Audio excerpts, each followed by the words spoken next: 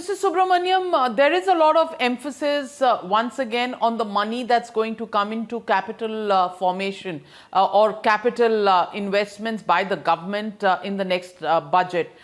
Given the fact that 4.1 lakh crores was the estimate in the last budget, this time people are expecting more money to be put there. Of course, there will be some leftover because not much was put in the capital formation side from the public spending that was done last year.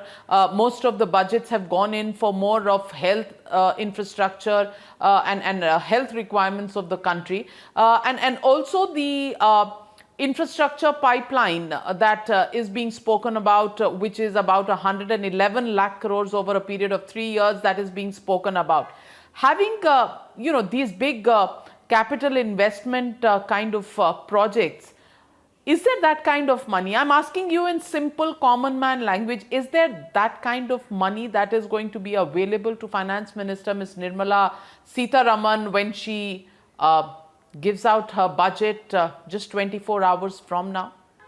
Firstly, Navika, I must provide a correction here on the infrastructure spending. It's not right to say that infrastructure spending, capital expenditure spending has not happened. I'll just give you some numbers. In the month of October, on a month-on-month basis, the capital expenditure by the government increased 60%.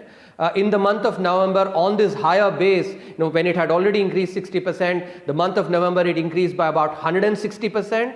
On this even higher base of November, in the December month, flash estimates from CGA show that the infrastructure spending by the capex spending by the government increased another 60%. And this is expected to continue into the remaining months of this year as well.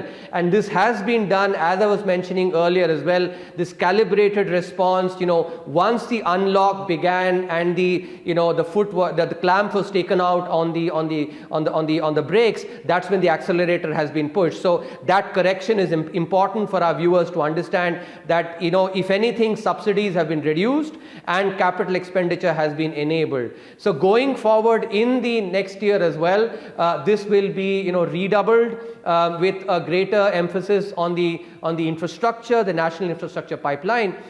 And here's where we've actually also, pointed out the need for fiscal spending, more spending by the government at a time like this when the economy actually has had a difficult time. And that's where we've talked about, if you borrow at, let's say, 6%, and you as in the government is borrowing at 6%, and the expected return, which is the GDP growth, is significantly higher than that. For instance, this year it's likely to be in excess of 15%.